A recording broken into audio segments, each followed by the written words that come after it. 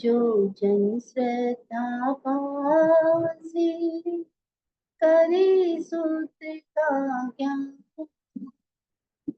ज्ञानावरिय कर्म कटे प्राप्त करे सत्य ज्ञान।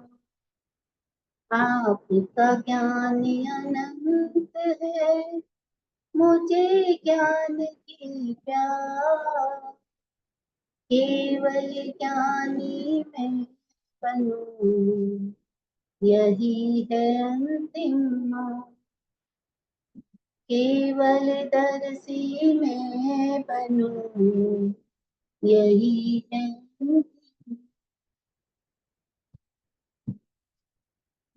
समय। भगवान महावीर स्वामी के चरणों में सत्संग। आचार्य प्रवर 1008 श्री विजय राजे महाराज साहब के चरणों में सत्संग वंदन। सभी साधु संत सत्याजी महाराज साहब के चरणों में सत्संग वंदन। सभी से जय जिनेन्द्र।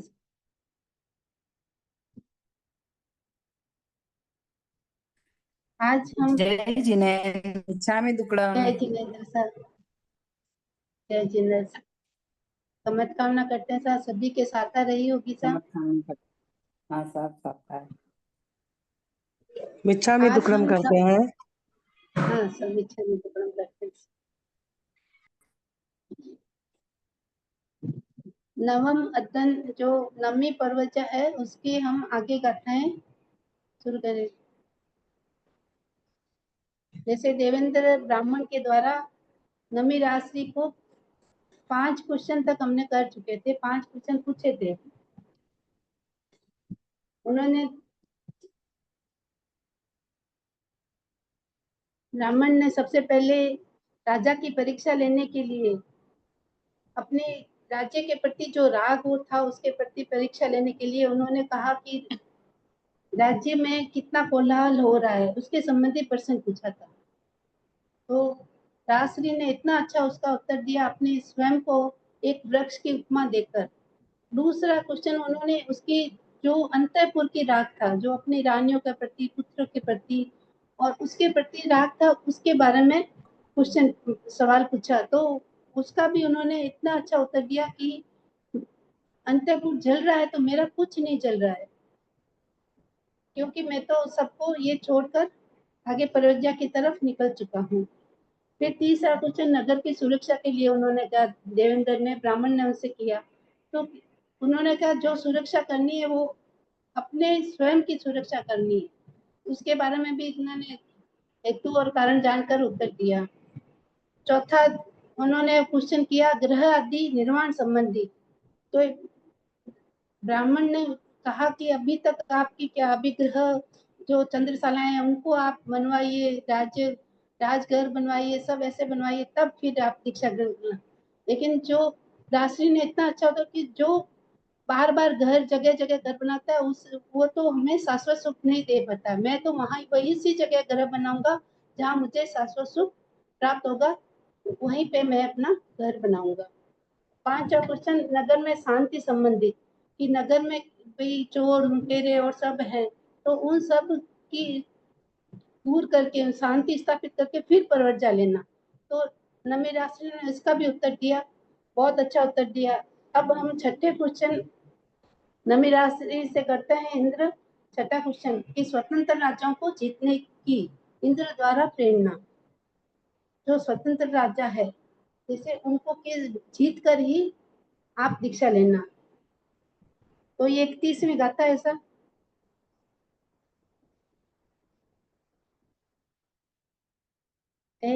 मटनी समिता है वो कारण चोइयो, तौ न मिराय ऋषिम देविंदो इनम कवि, जे के पथवा तुजम नानमति नाराहिवा, वसे ते ठावी इताणम तवो गच सिखटिया। नमी राय ऋषि से ब्राह्मण ऐसे कहते हैं, ए मिठे निशा मिता है कारण चोइयो, तवो नमी राय ऋषि देविंदो इनम अभवी, जे के पतिवा तुजम नानमति नाराहिवा, वसे ते ठावी इताणम तऊ गच सीखतिया। शब्दों के अर्थ इस प्रकार है। नरा किवा खतिया, हे क्षत्रिय नराधिप, जे कई पथिवा, जो कोई पार्थिव, पूजम तुम्हारे आगे, नानमतिम नहीं नमते हैं, झुकते नहीं है, ते उन्हें वसे ठावी तानम बस में जीत करके, तो फिर प्रवचा करने हेतु जाना। नम्मी राशि की पूर्वक बात सुनकर हेतु और कारण से प्रेरित होकर इंद्र उन्हें वापस ये इस प्रकार कहते हैं, हे नराधिप क्षत्रिय, जो कोई राजा आपके आगे नहीं झुकते हैं, उन्हें पहले आप वश में करके झुका कर फिर आप दीक्षा ग्रहण करने जाना। जैसे कई राजा होते हैं जो आपके सामने नहीं झुकते हैं, आपकी आज्ञा नहीं मानते हैं। जो उद्दंड राजा है, आज्ञा नहीं मानते हैं, उन राजाओं को नमन करना चाहिए। यानी कि आपका यह कर्तव्य है, आप सामर्थ्यवान है कि आप उन राजाओं को झुकाएं और फिर उन उद्दंड राजाओं को नमन कराने वाले बने, और उसके बाद ही आप दीक्षा ग्रहण करें। जैसे कि भरत राजा थे, उन्होंने अपने कई राजाओं को अपने सामने झुकाया, तो इसमें यह तो हेतु हो गया भरत का। तो आपने सामर्थ्य होने पर भी आप उद्दंड राजा को नहीं झुका सकते, तो आपका नराधिपत्य प्रकट नहीं हो रहा है, यानी कि क्षत्रित्व प्रकट नहीं हो रहा है। तो अतः राजाओं को जीते बिना आपका दीक्षा लेना अनुचित है। ब्राह्मण कहते हैं कि यदि आप राजाओं को झुकाए बिना, राजाओं को नमन कराए बिना आप दीक्षा ग्रहण करते हैं, तो आपका दीक्षा लेना अनुचित है, क्योंकि आपका इसमें न तो क्षत्रित्व घटक हो रहा है और न ही उसमें आपका नराधिपत्य घटित हो रहा है। तो इसका हेतु और कारण जानकर राजश्री इस प्रकार उत्तर देते हैं कि आत्म विजय ही सच्ची विजय है।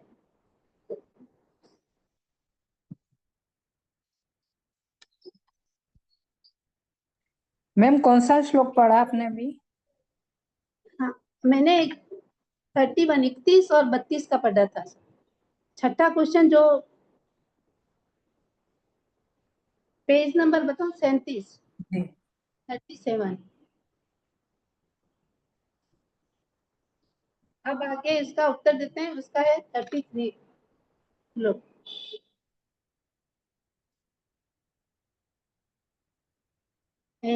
मथनी समिता कारण चोइयो, तौ नमिराय ऋषि देवेन्द्र इनम कवि, जो सहसाणम संगामे तुझ एचिने, एकम जीने च अखाणम ऐसा से परम जाओ, अपाणमेव चुचाहि किंचे चुचेण बचो, अपाणाचेव अपाणं जीणीता सुगमेह ए, पंची दियानि कोहम मानं मायं तहेव लोहं च, दुजयं चेवम् अपाणं सवम् अपि जिये जियम्।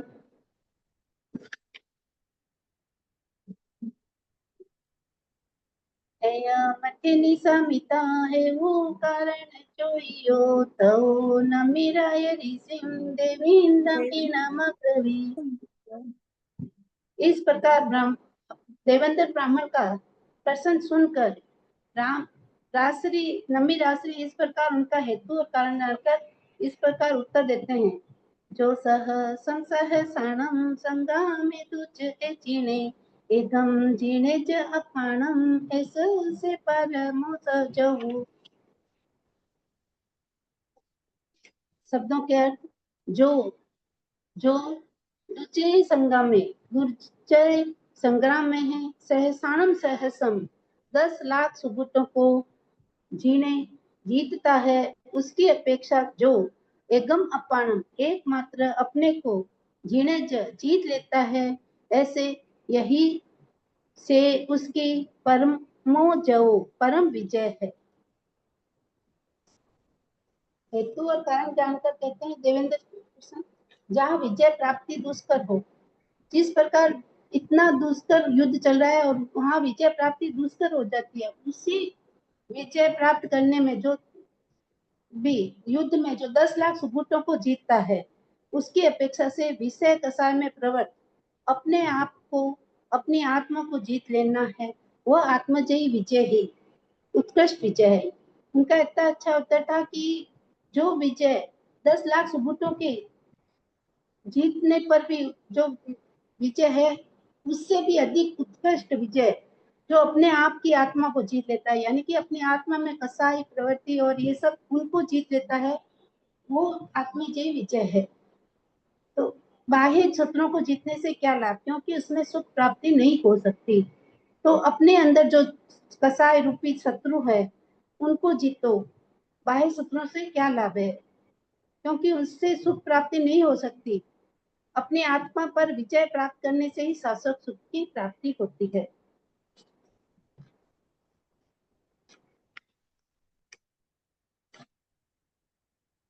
आगे 34वीं गाथा ऐसा जो 35वीं गाथा, अपाणमेव जुजाहि किं ते जुजेन बचो अपर्णाचेव अपाणं जिनीता सुहमेह ए।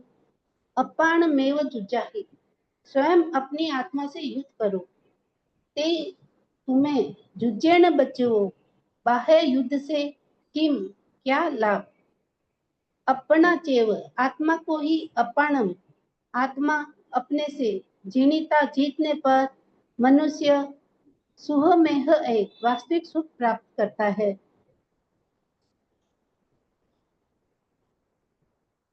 नमीर आश्रय कहते हैं कि बाह्य युद्ध करने से क्या लाभ, अपनी आत्मा से ही युद्ध करके अपनी आत्मा को ही जीतने से परम विजय होती है। तो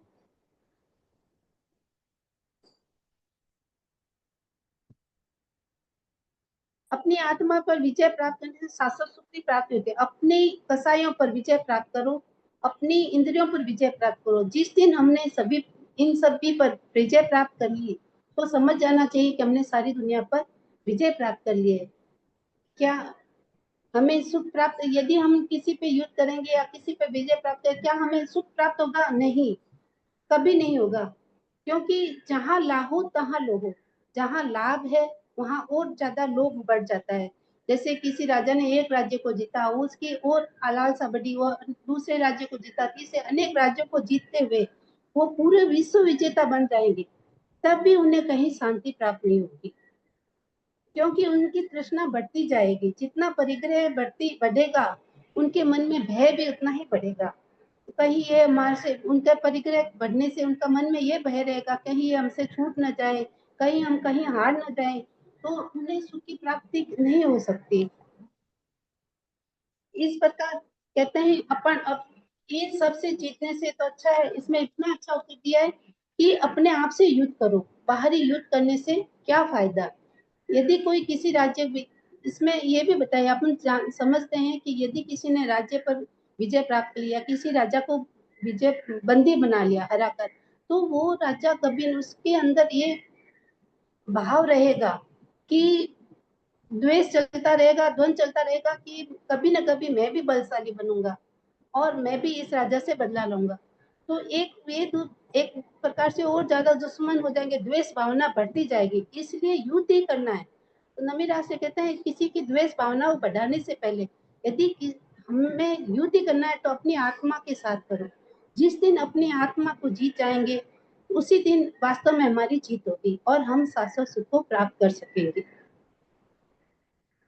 36वीं गाथा, पंचीदियानि तोहं मानमयं तहेवलोऽयं च उज्जयं चैव अपाणं सवम् अपेजियम्।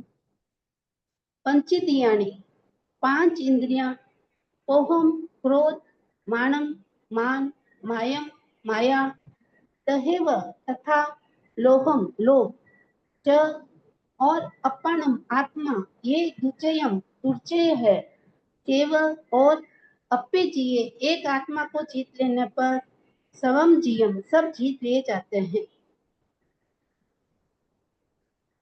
अमीराश्री इस पर कहते हैं कि 5 इंद्रियां हमारे जो स्पर्शेंद्रिय, रसनेन्द्रिय, घ्राणेन्द्रिय चक्षुन्द्रिय और श्रोतेंद्रिय, ये इन 5 इंद्रियों पर, और जो क्रोध मान माया लोभ, ये कसाय रूपी हमारे ये 4 हैं, और अपनी आत्मा जिसमें मन, जिसमें कसाय भरा हुआ है, इन सब 10 चीजों पर, 10 पर विजय प्राप्त करना ही बड़ा कठिन होता है। अगर हमने इन 10 पर विजय प्राप्त कर ली तो हमारी आत्मा के साथ मित्रता हो जाएगी, हम स्वयं उसके मित्र हो जाएंगे और अपनी आत्मा के एकदम नजदीक पहुंच जाएंगे, और अपनी आत्मा को जीत लेने पर ही विश्व की सभी आत्माओं से मैत्री भाव हो जाता है। यदि हमने अपनी आत्मा को जीत लिया तो विश्व की जितनी आत्माएं हैं उन सब से हमारा मित्रता और आत्मीयता हो जाएगी, किसी से भी बैर भाव नहीं होगा, चाहे वो एकेंद्र से लेकर पंचेंद्र तक का जीव क्यों न हो। जिस प्रकार केवल भगवान भी अपने 8 कर्मों पर विजय प्राप्त कर शाश्वत सुख प्राप्त कर लिया है, उसी प्रकार मुमुक्ष आत्मा भी अपने आप को शाश्वत सुख प्राप्त करने के लिए मन, इंद्रियों और कसायों से युद्ध करके शाश्वत सुख प्राप्त करने के लिए प्रयासरत रहता है। अतः मैं भी बाह्य शत्रुओं से युद्ध करके आत्मा को जीतने में प्रवृत्त हूँ। जो अपने अंदर के शत्रु है, आंतरिक शत्रुओं कसाय रूपी है और बाह्य शत्रु, उन सबको से युद्ध करके अपनी आत्मा को जीतने में प्रवृत्त हूँ।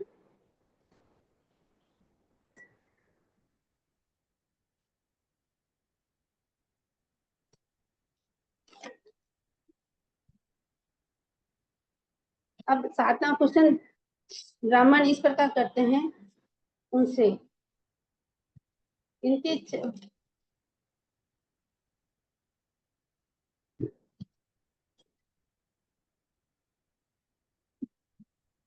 छठे क्वेश्चन का हेतु और कारण जानकर उनका उत्तर जानकर देवेंद्र ब्राह्मण 7वां क्वेश्चन इस प्रकार उनसे करते हैं। मीठे निशा मिता है वो कारण जोइयो, तो नमिराय ऋषिम देविंदु कीनम भवी, जयिता उल्लेखने होईता समण महणे, रचा बोचाय जिठाय तौ सचसी तकिया।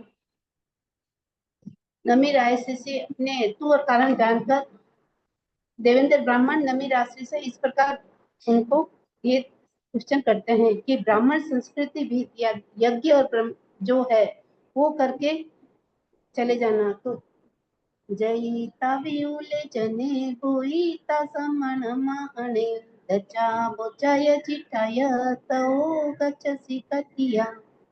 खतिया, हे क्षत्रिय व्यूल जने, पहले तुम विपुल यज्ञ, जयिता कराकर, समण माहणे समणों और ब्राह्मणों को, भोईता भोजन कराकर, यह और दच्चा दान देकर, भोचा स्वयं मनोज्ञ शब्दार्थी भोग भोग कर, यह और जिठा स्वयं यज्ञ करके, तो फिर गच्छसि मुनि बनने हेतु जाना।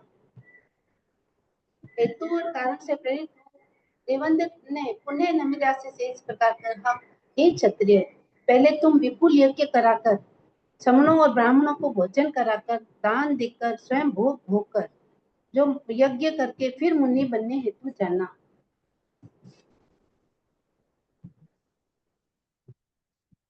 तो नमी राशि उनका देवेंद्र का हेतु और कारण जानकर उनको इस प्रकार उत्तर देते हैं।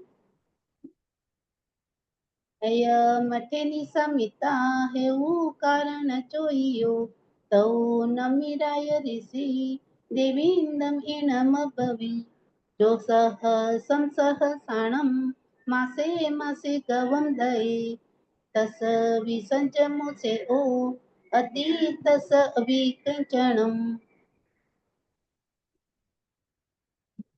यह मीठे निसमिता है कारण चोइयो, तो नमिराय ऋषि देवींदम इणम अभी। ब्राह्मण द्वारा पूछे हुए क्वेश्चन प्रश्न का हेतु और कारण जानकर नमी राशि देवेंद्र को इस प्रकार कहते हैं, जो सहसाणम मासे मासे कवम दये, तस विसर्ज संजम देशो अधीन तस विकिंचनम। जो जो मनुष्य मासे मासे प्रति मास सहसाणम सहसम गवम 10 लाख गायों का दान करता है तसा वे उसके लिए भी संयमों से वो संयम पालन श्रेष्ठ कर है। किंचनम अंधी अंधी तस्य भी, चाहे वह कुछ भी दान न करे।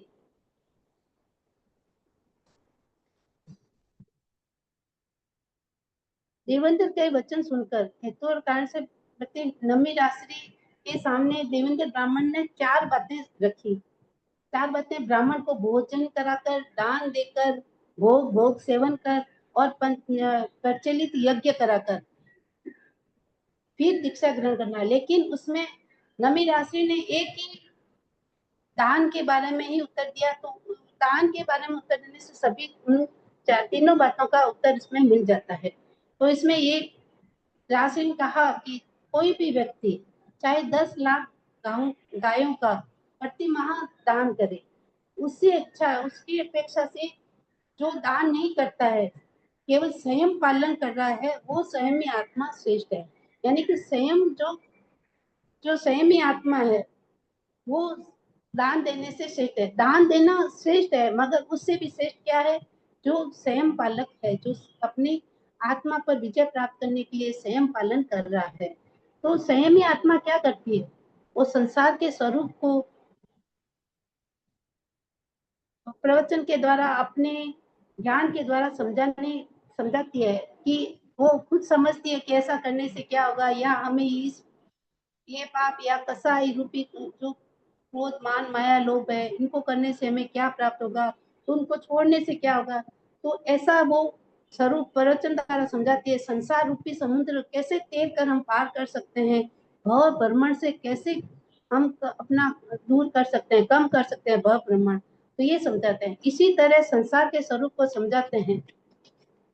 संयमी आत्मा अगर संसार के स्वरूप को ही न समझाए, पर वो अपनी कोई जैसे कहा गया है कि यदि वो संसार के स्वरूप को भी न समझाए, मगर स्वयं अपनी आत्मा को तारने के लिए स्वयं पथ पर आगे बढ़ जाए, तो वो संयमी आत्मा उन दान देने वाले जो 10 लाख गायों का प्रति मास दान देता है उससे श्रेष्ठ कर है। क्योंकि दान तो थोड़े कुछ जनों को दिया जाता है, जैसे किसी जिसको जरूरतमंद हो उसको दिया जाता है, या दान कभी सभी को दान नहीं दिया जाता। लेकिन संयमी आत्मा क्या करती है, सावध्य योगों का त्याग कर सभी जीवों को अभय दान देती है। तो इसमें सबसे ज्यादा ये बताया गया है कि संयमी आत्मा है वो श्रेष्ठ कर है।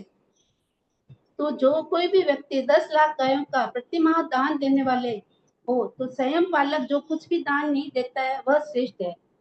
हर कोई भी दान देने में सक्षम नहीं हो सकता, मगर स्वयं कोई भी व्यक्ति ले सकता है। जैसे कोई भी व्यक्ति, पर ऐसे नहीं है कि सारे व्यक्ति ही दान दें, कोई व्यक्ति देते हैं, कोई ज्यादा देते हैं, कोई कम देते हैं। लेकिन स्वयं यदि स्वयं पथ पर आगे बढ़ना चाहे तो हर कोई व्यक्ति भी बढ़ सकता है। तो जो व्यक्ति उसमें,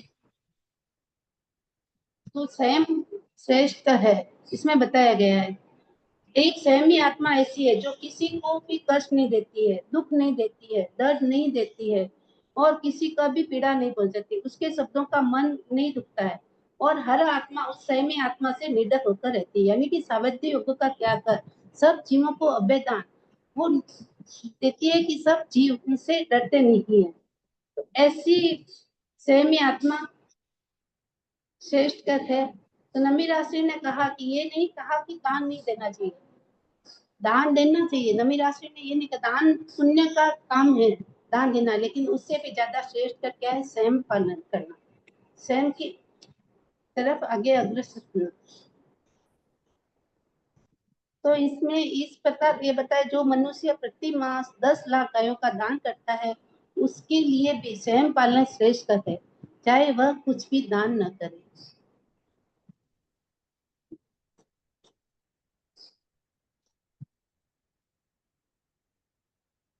आगे इसमें 8वां बताया, जैसे देवेंद्र ब्राह्मण उनसे परीक्षा लेते जा रहे हैं। पहले उन्होंने राग के बारे में परीक्षा ली, फिर महलों के बारे में, फिर ऐसे करते उन्हें जो उनका गर्व था, छठे में उनके गर्व के बारे में कि उनको कितना गर्व है उसके बारे में परीक्षा ली। सातवें में वो दान दे सकते हैं, दान को मैं तो मानते हैं नहीं, दीक्षा लेने के बाद भी यदि उनके मन में कुछ भाव आ जाए कि दान मैंने ये नहीं दिया, तो इसके बारे में उन्होंने परीक्षा ली। अब 8 में ये लेते हैं कि संन्यास आश्रम के प्रति दृढ़ता की परीक्षा, यानी कि गृहस्थ आश्रम के बारे में उनको ये कहते हैं कि गृहस्थ आश्रम में रहकर भी आप धर्म आराधना कर सकते हैं, तो आप क्यों दीक्षा ले रहे हैं, इसके बारे में वो सवाल करते हैं। मित्य निशा मिता है वो कारण चोइयो तौ नमिराय ऋषिम देविंदो इनम पवी पुरा समम चैताणम अनम पथेसि असमम इहेव पोसहर हो पवाहि मनुया इवा।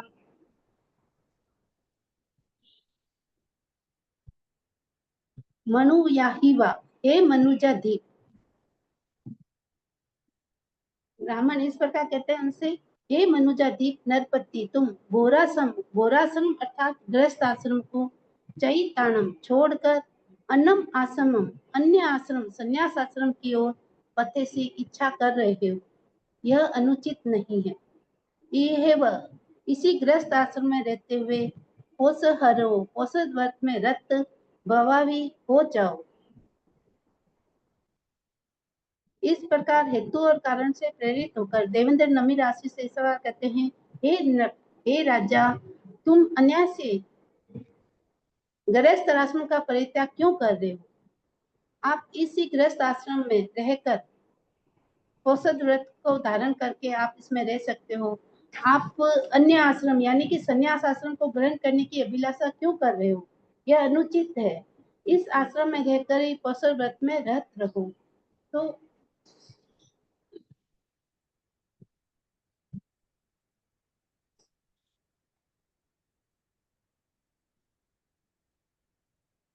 ब्राह्मण कहते हैं जो गृह त्यागी होते हैं वो भिक्षाजीवी होते हैं, वो एक जगह नहीं रहते, वो आगे से आगे विचरण करते रहते हैं।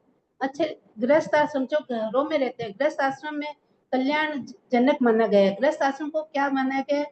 जो आश्रम बताया इसमें कल्याण जनक माना गया, इसलिए यह आसरणीय है, यानी कि हमारे रहने के लिए आसरणीय है। जैसे सभी जीव माता का आश्रय लेकर जीते हैं, वैसे ही गृहस्थ आश्रम का आश्रय लेकर सभी जीव जीते हैं।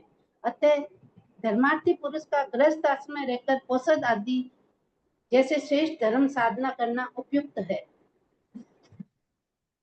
नमी राशि इस गृहस्थ आश्रम के बारे में प्रश्न सुनकर नमी राशि इस प्रकार उत्तर देते हैं मुनि से,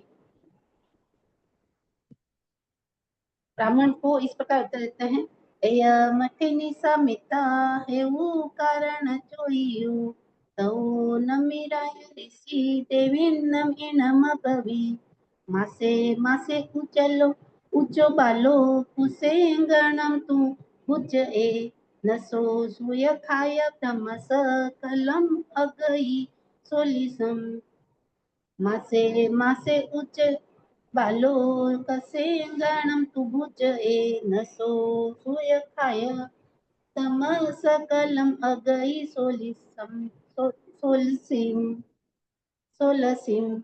जो बालो बालो, जो बाल अज्ञानी साधक मासे मासे महीने महीने के तप करता है और उसके पारने में कुछ कुसिंगणम तो उसके अग्र भाग पर आए उतना ही भुज्य आहार सेवन करता है, सो वह सुअख्याय धम्मस सुअख्यात मुनि धर्म सर्ववीरती रूप से कहे हुए धर्म की 16वीं कला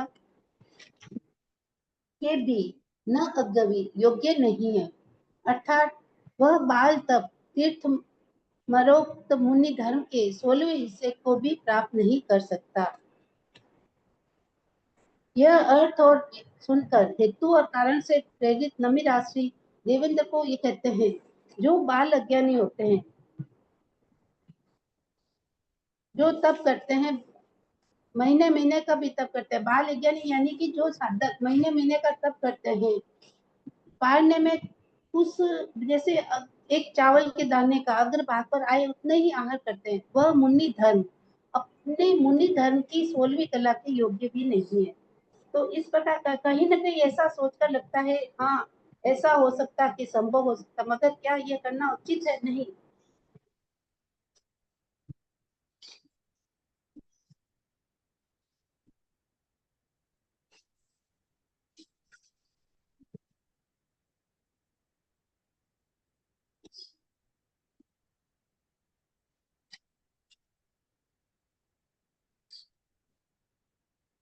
आगे इस प्रकार देवेंद्र का प्रश्न सुनकर नमी राशि इस प्रकार कहते हैं, जो साधक एक जगह पर स्थायी हो जाता है और गोल बाल तप करता है, यानी महीने महीने का मास खमन करते हैं और पाड़ने में उसके अगर भाग पर आए उतना ही अन्न, यानी कि एक चावल के दाने का पालना करके फिर मास खमन चालू कर देते हैं, घोर तप करते हैं। वह तप सुअख्यात धर्म की, यानी कि ये मुनि धर्म सुअख्यात धर्म है, उसकी 16वीं कला के समान भी नहीं है। जैसे घोर तप, घोर होने की मात्र कोई कार्य श्रेष्ठ नहीं था, जैसे घोर तप हो गया है वो श्रेष्ठ नहीं है। बाल तप, तापस आदि घोर तप करते हैं, कभी कभी वो महीनों महीनों भूखा रहते हैं, सूर्य के आतापना लेते हैं, कभी वृक्ष की शाखा पर अपने पैरों को बांधकर उल्टे नीचे लटक जाते हैं, तो कांटों की सैया पर सोना, इस प्रकार का पालन करना कठिन है। फिर भी यह मिथ्यात्व कहलाता है, क्योंकि सर्व सावधि रूप मुनि धर्म में संयम की तुलना में नहीं आता है। ये सब मुनि धर्म में नहीं आता है। यहाँ तक कि मिथ्यात्व स्वयं के 16वें हिस्से के बराबर भी नहीं है। तो इसमें सुअख्यात धर्मस्य का अर्थ क्या बताया? सुअख्यात धर्म सर्ववीरति चारित्र मुखवार मुनिवर। सुअख्यात इसमें बात बताया गया है कि जो सर्ववीरति चारित्र मुनि है उसे सुअख्यात धर्म का है। तीर्थंकर आदि द्वारा प्रतिपादित चारित्र धर्म है। और इसमें सर्व सावध्य वीरति रूप प्रवज्जा धर्म करना, अर्थात समस्त प्राणियों को 6 काय जीवों की रक्षा, यह मुनि धर्म सुअख्यात धर्म है, यानी कि सुअख्याय धम्मस्य। इसलिए राशि कहते हैं कि बाल तप और संयम पालनों में दिन रात का अंतर है। प्रवज्जा घोर परिसय एवं उपसर्गों को सहन करने से घोर है। जो हमें दीक्षा लेते हैं वो जो परिसर यानी कि बाल तप करते हैं उससे भी घोर है, श्रेष्ठ है। तापस आदि के बाल तप घोर होने के मात्र से श्रेष्ठ नहीं होते हैं।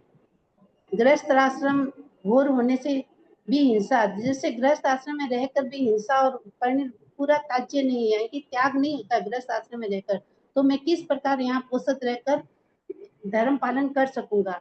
अतः चाहे घोर हो या अघोर हो, तद बहु में यानी वर्तमान एवं भविष्य के बहु में मोक्ष का साधक नहीं हो सकता। जो घोर तपी है वो वर्तमान बहु में भी, जो आने वाले उसमें भी वो मोक्ष का साधक नहीं बन सकता। वह कभी भी मोक्षार्थी का आश्रय नहीं होता। इसलिए गृहस्थ आश्रम को छोड़ना ही श्रेष्ठ है। हे विप्र, आपका कथन अनुचित है। नमी राशि कहते हैं ये आपका कथन अनुचित है, क्योंकि गृहस्थ आश्रम रहने से भी हिंसा तो कहीं वहीं भी होती है, तो वहाँ घोर तप नहीं किया, वहाँ पे मुनि धर्म जो अख्यात धर्म है उसका पालन नहीं किया जा सकता। इसलिए गृहस्थ आश्रम को छोड़ना ही उचित है।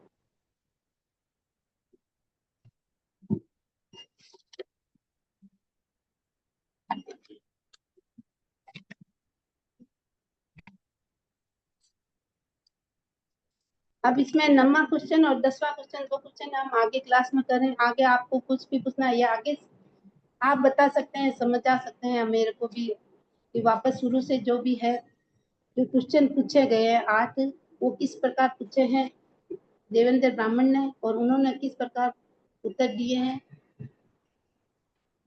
आप इसका बता सकते हैं सब कुछ भी थोड़ा सा।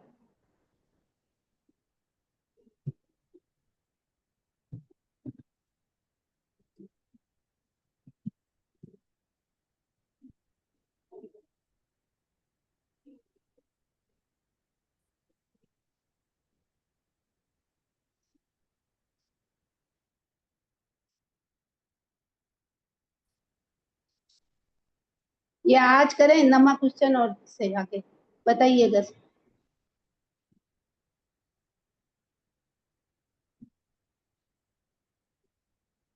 बाद में करेंगे मैम, ये वो इतना और पढ़ लेंगे हम। हाँ, आप रिवीजन भी इसे कर सकते हैं, वापस आप अपने जैसे पढ़ सकते हैं गाथाएं।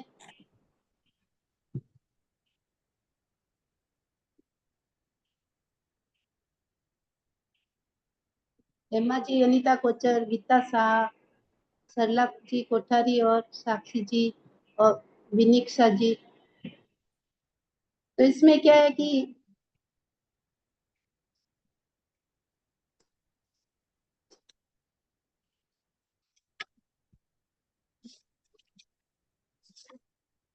जैसे नमी रात्रि दीक्षा लेने के लिए जाते हैं, ग्रहण करते हैं, तो उन्हें पहले कैसे उनको ये जाति स्मरण ज्ञान होता है और दीक्षा के लिए वो कैसे आगे बढ़ते हैं, तो इसके बारे में बताइए।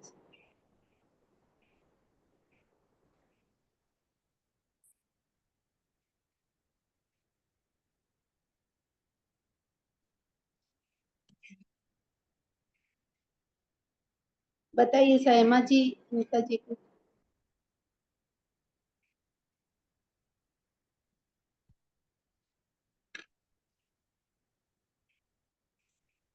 आवाज आ रही है मेरी?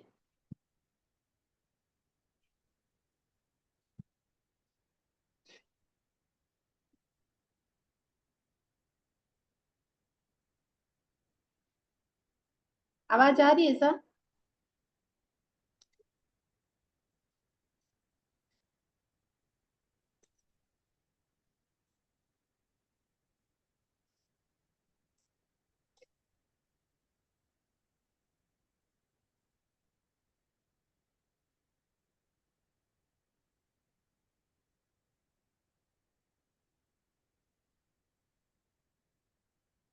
विनिक्षा जी, आप गाथाओं का बोलेंगे, उच्चारण करेंगे सर?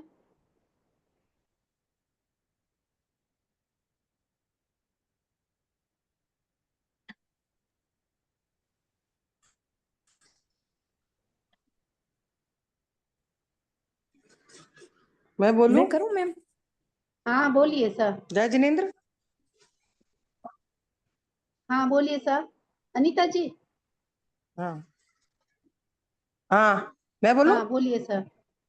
हाँ हाँ बोलिए सर। नमीराज का जन्म और पूर्व जन्म का स्मरण। चैगुण हाँ देवलोकाओ मोह जाई। अब नमीराज ऋषि को जब देवलोक से उनका चयन होता है नमीराज ऋषि के जीव का, तो वो मनुष्य लोक में जन्म लेते हैं और उनका जब चारित्र मोहनीय उपशांत हो जाता है तब उन्हें जाति स्मरण ज्ञान होता है।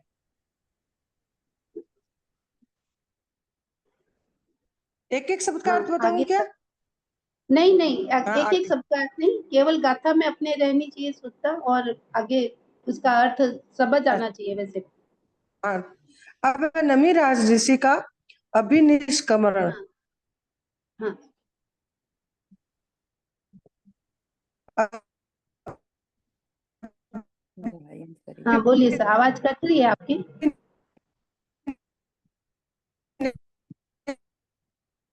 आवाज कट रही है सर आपकी, बीच बीच में कट रही है।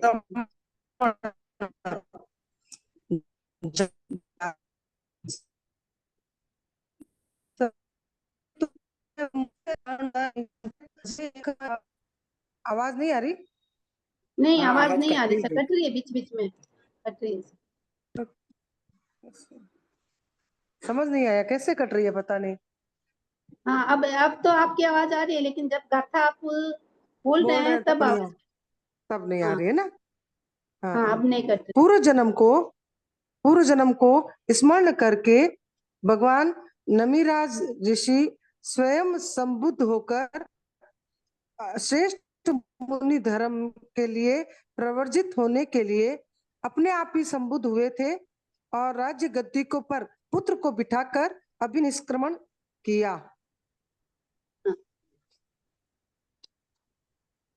अपने शब्दों में बोल रही हूं मैं। हाँ हाँ, आप अपने शब्दों में बोलिए सर, अपने शब्दों में हाँ, बोलिए सर। अब है अभिनिष्क्रमण कैसे और किस परिस्थिति में किया। हाँ हम्म। सो आप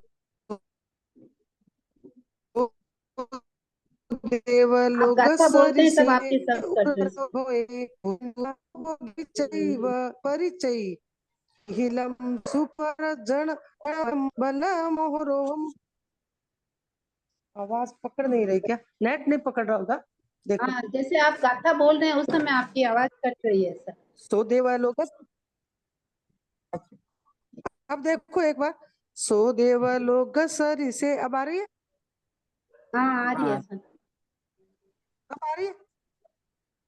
अंते उर्वर गवरे भोए भुजंती भुजंतु नमीराया बुद्धो भोगे परिचय मिहिलम सुपर जन वयम बल मोहरोहम सपरियणम सबम इच्छा अभिनिखंतो एगंत महिठियो भयवम कोलाहलगभुयम आसी मिहिलाए पवयंतमी तैयाराय रायरिसमि नममि अभिनखन मंतमी। नमिराज ऋषि अपने अंते उर्वर गयो अपने अंतःपुर को में रहे हुए देवलोक के समान भोगों को भोग कर प्रतिबुद्ध हुए और भोगों का उन्होंने परित्याग कर दिया। सुपर जन वयम मेलम नमिराज ऋषि ने अपनी पुरी और जनपद यानी मिथिला नगरी को और अंतःपुर को समस्त परिजनों को छोड़कर अभिनिष्क्रमण किया और एकांतवासी बने। अब है नमी में रायस्तमी अभिनिखम मंतमी। नमिराज ऋषि अभिनिष्क्रमण करके प्रवर्जित हो रहे थे। उस समय मिथिला में बहुत सा कोलाहल हो रहा था। आगे आगे आगे और कोई पढ़ेंगे सर? आप आगे पढ़िए। देवेंद्र, हाँ मैं पढ़ूं या और कोई? हाँ हाँ पढ़िए सर, आप पढ़िए। देवेंद्र का मैं पढ़ूं मैम? ब्राह्मण रूप में आकर, हाँ बोलिए। बोलिए देवेंद्र आप का पढ़ेंगे?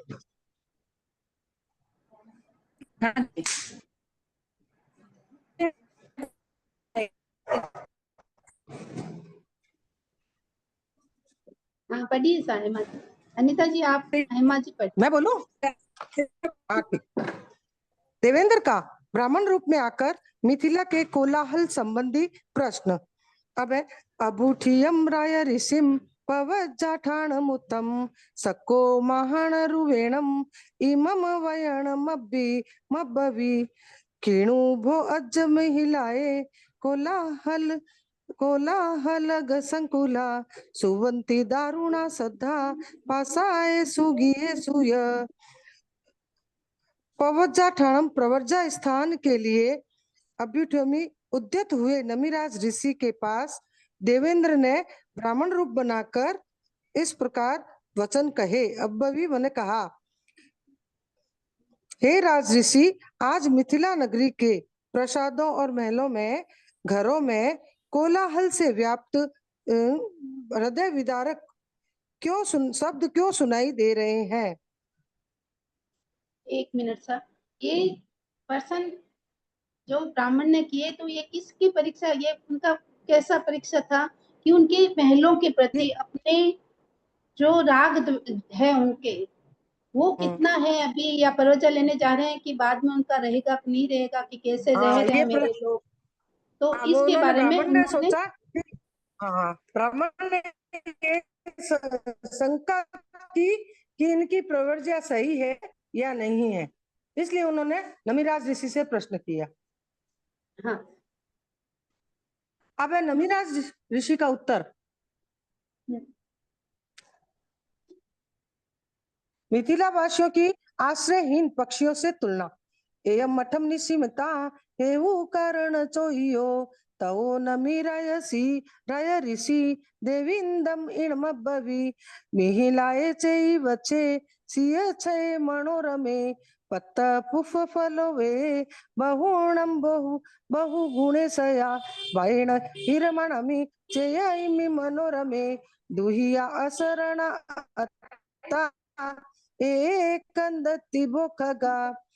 देवेंद्र के इस प्रश्न के अर्थ की बात को सुनकर, हेतु और कारण से को जानकर या प्रेरित होकर नमिराज ऋषि ने देवेंद्र से इणम यानी इस प्रकार अब्बवी कहा। मिथिला नगरी में मिहिलाए, मिथिला नगरी में एक चैत्य वृक्ष था और उसकी उसकी शीतल छाया वाला वह मनोरमे सुंदर था। पत्ते फूल और पुष्पों से युक्त था।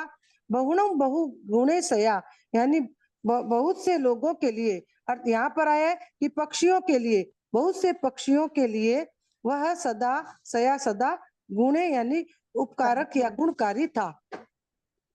वायनम हीरमाणमी चयम्मी मनोरम्य, वायनम यानी प्रचंड वायु से, वायनम यानी प्रचंड वायु या तेज गति की हवा से, हीरमाणमी वह मनोहर चैत्य वह उखड़ गया, यानी वह नीचे गिर गया और गिर गया। दुया अशरण अत्ता, और ये इसलिए अशरण यानी ये पक्षी सारे अशरण हो गए और दुखी हो गए। अत्ता मने आत्र ध्यान करने लगे या पीड़ित हो गए। एक कदंती भो खग्गा, इस प्रकार ये जो पक्षी हैं ये अशरण होने के कारण या पीड़ित होने के कारण आक्रंदन कर रहे हैं।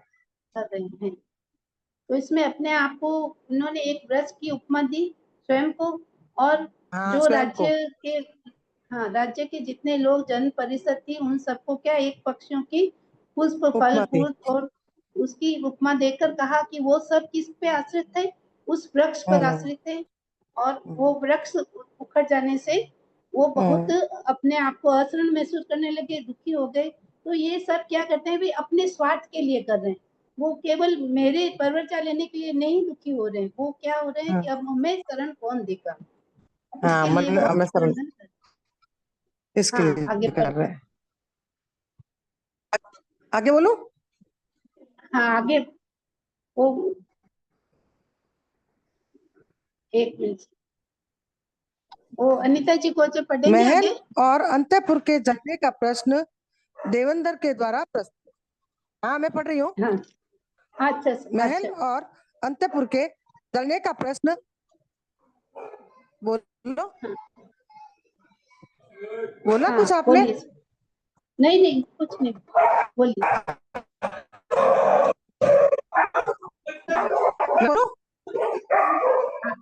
आवाज साफ नहीं आ रही है। द्वारा प्रस्तुत जलने के प्रश्न पर एवं मठम निशामिता एवं मठम निशामिता हेवु कारण चेयो तवो नमिराय ऋषिम देवंदो इणमभवि। हेतु और कारण को जानकर, नमिराज ऋषि के उत्तर को सुनकर, हेतु और कारण को जानकर नमिराज ऋषि ने इस प्रकार बोले, देवेंद्र से इस प्रकार बोले। नहीं, देवेंद्र ने उनसे क्वेश्चन किया, सवाल इसमें ये सवाल किया है देवेंद्र ने। हाँ, ऐसा अज्ञेय वायु एयम जज्जई मंदिरम भयवम अंते उरम तेणम किसणम नाय पेखमी। ऐसा अग्नि यानी यह अग्नि, यह वायु है, और यह वायु है जज्जई मंदिर, ये मंदिर जो राजभवन है वह जल रहा है। जज्जई का अर्थ है जल रहा है। भगवान हे भगवान, हाँ अंते उरम तेणम यानी कि आपके अंतःपुर जल रहा है, अंतःपुर, हाँ अंतेउर यानी आपका जल रहा है, अंतःपुर जल रहा है। आपको यह दिखाई नहीं दे रहा, या आप क्यों नहीं देख रहे हैं? इसमें ये अंतःपुर की परीक्षा ले रहे हैं कि उनकी जो रानी थी 1008 और उनके पुत्र, उनके प्रति मोह, वो परवचा लेने के बाद ही कहीं कहीं उनका जग न जाए, इसके लिए ये प्रश्न कर रहे हैं। हाँ प्रश्न कर रहे हैं। हाँ आगे। हाँ आगे बोलो। मिथिला आदि से निर्लिप्तता। नमिराज ऋषि का उत्तर। एयम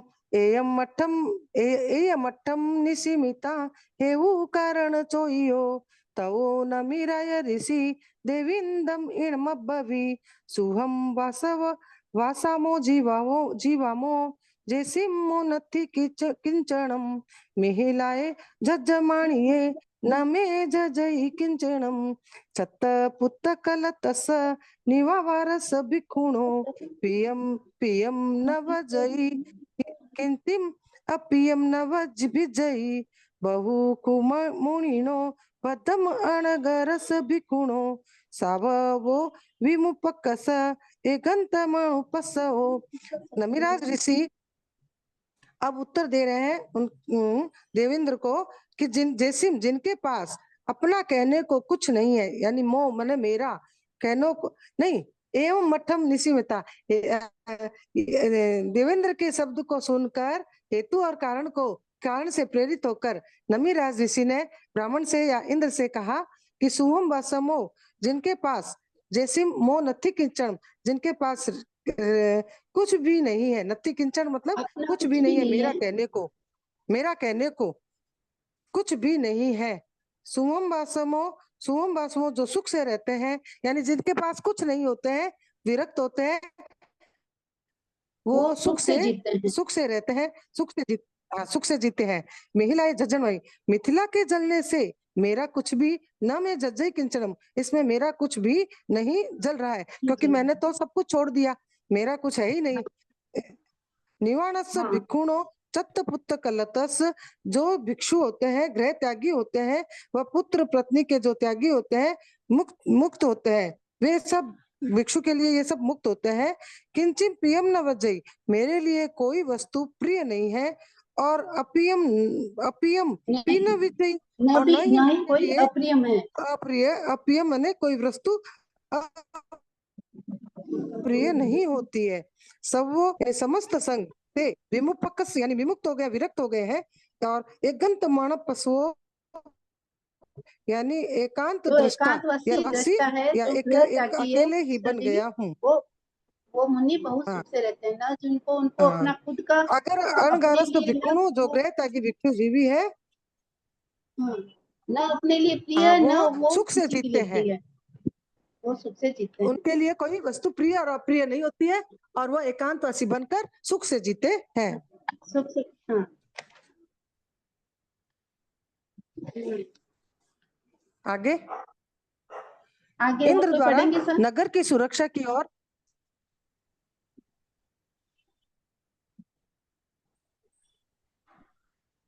मैं पढ़ूं? हाँ, और कौन पढ़ रहा है सर? हाँ, आप ही पढ़िए, अनीता। फिर कोई देख बोले, पढ़िए। इंद्र द्वारा नगर की सुरक्षा और अंगुली निर्देश। एयम मठम निशिमिता हेउ कारण चोहियो तओ नमिराय ऋषिम देविंदो इणमब्बवी पगारम कार इताणम गोपुर ठाल गाणीय उसल गस उसल गस गस गस यग दियो तयो गच्छति खत्तिया। वापिस एक बार आप बोले, उसल वाला बताए। हाँ, उसल किसके बारे में? उसल लग उसूल सोर का गय, बताए।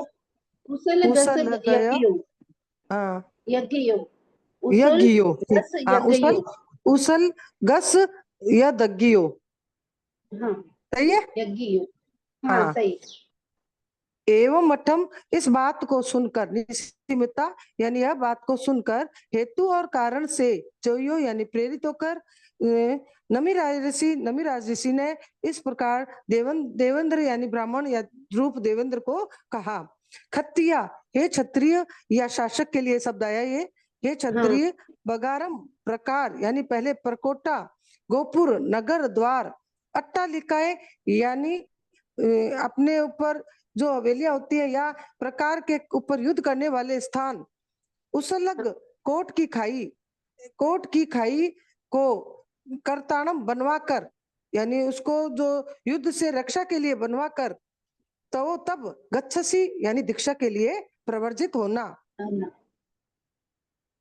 यानी दृढ़ मजबूत अर्गला संपन्न कपाट लगाए और कोट के चारों तरफ खाई तैयार कराए, उस कोट के ऊपर सैकड़ों व्यक्तियों का संहार करने वाला यंत्र बनाकर फिर दीक्षा के लिए जाना, यानी अपने नगर की रक्षा करके जाना, अपने नगर की पूरी रक्षा करके फिर दीक्षा के लिए उद्यत होना। अब है नमिराज ऋषि का उत्तर। आत्मनगर की सुरक्षा का रूपक। एयम मठम निशिमिता हेउ कारण चोइयो तवो नमिराय ऋषि देवींदमिणमब्बवी सद्दम नगरम कित्ता तव समर मंगलम खंतिम न्यून पगारम तिगंतुम दुपधयसयम धनुम परकम किच्चा जीवम च इरियम सया दीम च केयणम किच्चा सवेण पलि मंथिये सच्चेन है, तव सपेन है क्या आपकी? सच्चेन है, सचेन सचेन है मेरे। सच्चेन पली हाँ मंथ है। सचेन पलि मंथिये हाँ, सचेन पलि मंथिये तव नराय जुतेन भित्तूणम कम चूयम मुनि विगय संगामो भाव ओ परिमुच्चये। श्रद्धा नगरम, श्रद्धा को तो नगर बनाए, अपनी मन की भावों की श्रद्धा को नगर। तब संवर मंगलम, तप और संवर की अर्गला, यानी जो अर्गला है कपाट है मजबूत बनाने के लिए बोला था, तो उसको तप और संवर के द्वारा अर्गला यानी उसको मजबूत बनाना है तप और संवर के द्वारा। खंति यानी शांति को न्यून पगारम, सुदृढ़ परकोटा शांति के द्वारा सुदृढ़ परकोटा बनावा। और तिगंतुम यानी खाई और अटालक या शतधनी रूप 3 गुप्तियों से सुरक्षित जो नगर को बनाना है। दुष्प्रभ यानी अजय, दुपदसयम, हाँ दुपधसयम यानी उसको अजय एवं किच्चा यानी बनाकर। परकम धनुम, पराक्रम को धनुष यानी धनुष को पराक्रम को धनुष बनाए। और इरियम सया जीवम, इरिया समिति को सदा उसकी डोर च तथा दीम दीम के केयणम यानी धीरज को उसकी मूठ बनाकर, किच्चा यानी मूठ बनाकर सच्चे से उसे बांधो। सचेन पलि मंथिये, सत्य से उसे बांधना है। तवा नाराय जुतेण, तप रूपी बाण से युक्त धनुष से, तवा नाराय जुतेण यानी तप रूपी बाण से युक्त उस धनुष से काम किंचन भुक्तोणम, कम कर्म रूपी कवच को भेद कर विगय संगामो बाह्य संग्राम से रहित मुनि, मुनि यानी मुनि भावो यानी संसार से परिमुच्चये सर्वथा मुक्त हो जाता है। मुक्त हो जाते हैं। देवेंद्र द्वारा विविध ग्रह आदि निर्माण की प्रेरणा। एयम मठम निसीमिता एवं कारण चोहियो तवो नमीराय ऋषिम देविंदो इणमभवि पसाए कारी ताणम वद्धमाण गिहिणिम्य वालग पोइया ओय तवो गच्छसि खत्तिया। हे क्षत्रिय, खत्तिया ये क्षत्रिय, हे शासक। पसाए यानी प्रसाद, यह वर्धमान गिहिणी यह वर्धमान ग्रह, और वालग पे याओ यानी वल्लभी चंद्रशालाएं कार्य इतनाम बनवाकर तो फिर दीक्षा के लिए जाना। यानी देवेंद्र ने नमिराज ऋषि से अपना प्रश्न अर्थ का सुनकर हेतु और कारण जानकर कहा कि हे देवेंद्र ने नमिराज ऋषि को इस प्रकार कहा, हे क्षत्रिय, पहले तुम प्रसाद और वास्तु विद्या के अनुसार भवन और जल के मध्य बने घर बनवाकर फिर दीक्षा के लिए जाना। वो इतनी आंतरिक परीक्षा ले रहे हैं उनकी कि जैसे आपका कहीं मन डोल न जाए कि मेरे राज्य पे कोई युद्ध कर रहा है, उस पे युद्ध कर रहा है या उस पे, तो उसको कैसी सुरक्षा करे। तो उनको दीक्षा लेने के बाद आपके मन में कभी ये ना आए कि मेरा पुत्र उसको किस प्रकार संभाला है। तो उन्होंने पहले ही उनको किंचित तीसरा उनकी क्वेश्चन मोह की किया, परीक्षा ले रहे हैं। तो उन्होंने उसका बहुत अच्छा उत्तर दिया। अब 5वां कह रहे हैं कि ठीक है, आप अपने पुत्रों के लिए आप राजमहल, चंद्रशालाएं, जो पानी में चंद्रशालाएं क्या होती है, पानी के अंदर घर बनाए जाते हैं, चंद्रशालाएं और बनवा के जाना। तो इसका भी उत्तर वो 21 प्रकार देते हैं। बहुत अच्छा। नमिराज ऋषि का उत्तर, मोक्ष में शाश्वत गृह बनाना।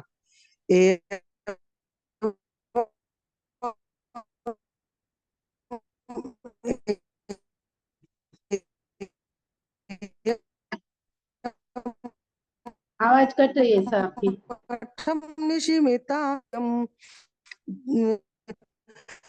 हेतु और कारण को इंद्र की इस बात को सुनकर हेतु और कारण से प्रेरित होकर नमिराज ऋषि ने पुनः देवेंद्र से इस प्रकार बोले कि जो मार्ग में घरम कुणी, जो घर बनाता, रास्ते में जो घर बनाता है या जगह जगह पर घर बनाते हैं, वह यानी वह खलु संशय, वह संशय ही कुणी करता रहता है कि आज इस स्थान पर रहूं या कल कहाँ हूं मैं, तो वह संशय करता रहता है कि ना माने मालूम मुझे कहाँ जाना पड़ेगा।